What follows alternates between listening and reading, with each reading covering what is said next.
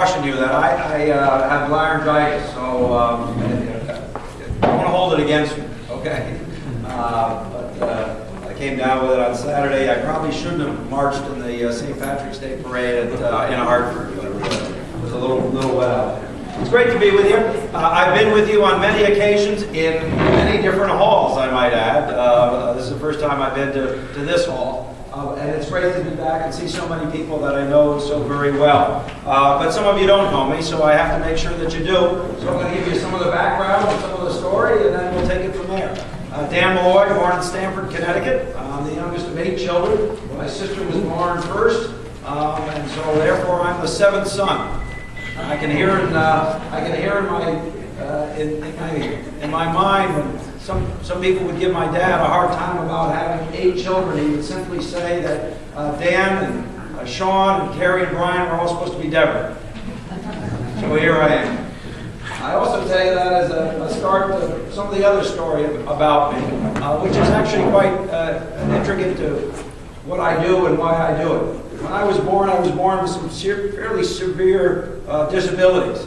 I have very little hand-eye coordination. Couldn't hold a pencil when I went off to school, couldn't button a shirt or tie a shoe until I was in 5th grade. I was thought to be mentally retarded, as that term was then used, as late as the 4th grade. Obviously I wasn't, and I was blessed to have a mother who made an important decision early in my life, which was that she wasn't going to concentrate on the things I was bad at, she'd simply concentrate on the things that I was good at. And it made all the world a difference. I got over my physical disabilities by the time I was in 8th grade with a lot of therapy and work. When I went to high school, I still was having trouble learning, but Boston College accepted me as a student.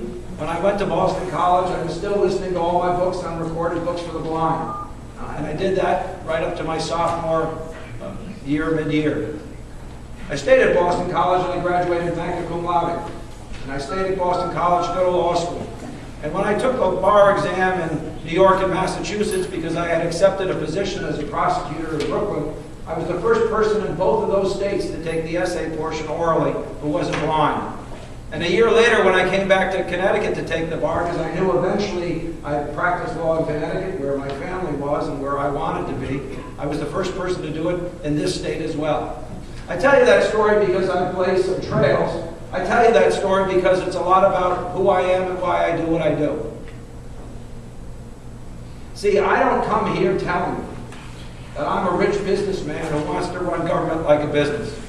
I don't. I want to run government like a great government.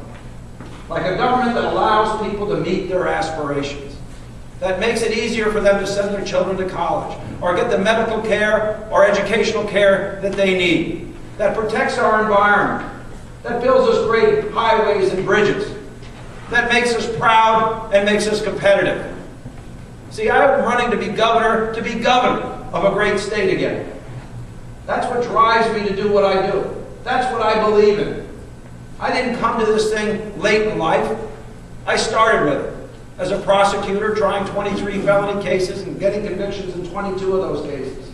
And going back to Stanford to practice law, and immediately going on the Board of Finance for 11 years, the Board of Education for a year, and it served as 14 years as mayor, the longest serving mayor in the city's history, lowering crime by 64%, improving education and building new schools, being the first city in the state, one of the first cities in the nation to have universal pre-kindergarten experiences for all of our 4-year-old children, building infrastructure so that our city could be competitive for decades to come, adding a population of 14,000 people during the time that I was mayor.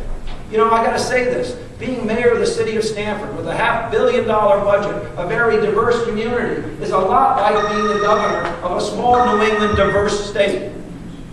Now, I know that people will say that you'd have to be crazy to want to be governor of the state of Connecticut right now, and they might be right. But I'll also point out the following, that we train firemen to run to a fire, to go in, and to save people. This is a fire that I'm running to. This is a challenge that I accept. The next governor has got some big problems to address. Billions of dollars in deficits. Job shrinkage that has existed in this state for at least 20 years. inefficient government, lack of use of technology in government that we should be embarrassed about. This next governor has some big challenges to address. Let me say this, whether you support me or someone else, make sure that that person matches your values, because the decisions that the next governor is going to make are going to be extremely important to this state. So when I address the starting point of balancing the budget again, this is what I do. And I've been saying it for almost 18 months. We take stock of the safety net. We understand what it will cost us to maintain those individuals most dependent on state government. There are about 500,000 of them. They live in group homes, they receive drug and alcohol treatment, they have a probation officer to try to keep them out of jail, they're provided health care and other services. We take stock of the safety net, and then after that, everything's on the table and everyone's invited to the table. You might ask me, okay, if you're the next governor, what would you do to control spending? First and foremost, right out of the box, the partisan part of government, the appointed people, the non-civil servants, 15% reduction. Because if I don't do that in my part of government, how can I ask anyone else to make a sacrifice? We go to the unions, who've been carrying around a list of cuts and suggested changes that they say will save hundreds of millions of dollars. I have to sit down with them, and I have to prove that they're wrong about one of the suggestions, or I have to implement it. Because how else could I possibly ask anyone to make additional sacrifices if I'm not willing to work with people who are coming to the table to work with us? What I want to have is a very different government. It's a government where the governor is actually involved, attends the meeting, meets with commissioners, cares about what's happening, runs things. Just like I did for 14 years as mayor, and just like I'd like to do as your governor. Now, I also noticed that in your last minutes, when you had another speaker from my part of the state who's running for governor, who's not supporting health care, paid sick days. By the way, I support paid sick days for employees in the state of Connecticut. I want you to know that. That other candidate's not supporting using the finance system that was set up by some of the great legislators who represent this community. I support that program. I want you to know that. But I also noticed that there were some poll results attached. So I'm going to say one thing about the poll that came out today. I've gone from 9 to 11 to 13 to 18 without spending millions of dollars, with doing it the old-fashioned way. Going city committee to city committee. This is about my 100, well, actually, I've been here twice, so I can't add. So it's my 119th, because I can't add you. I've been here once before. And giving speeches and taking positions and answering questions. It's the old-fashioned way of Democrats getting elected. You might want somebody to buy it. I want to earn it. You might want somebody who's got a lot of money, but I have a wealth of experience, of ideas, of principles, and I intend to win this election. So thank you very much for having me here.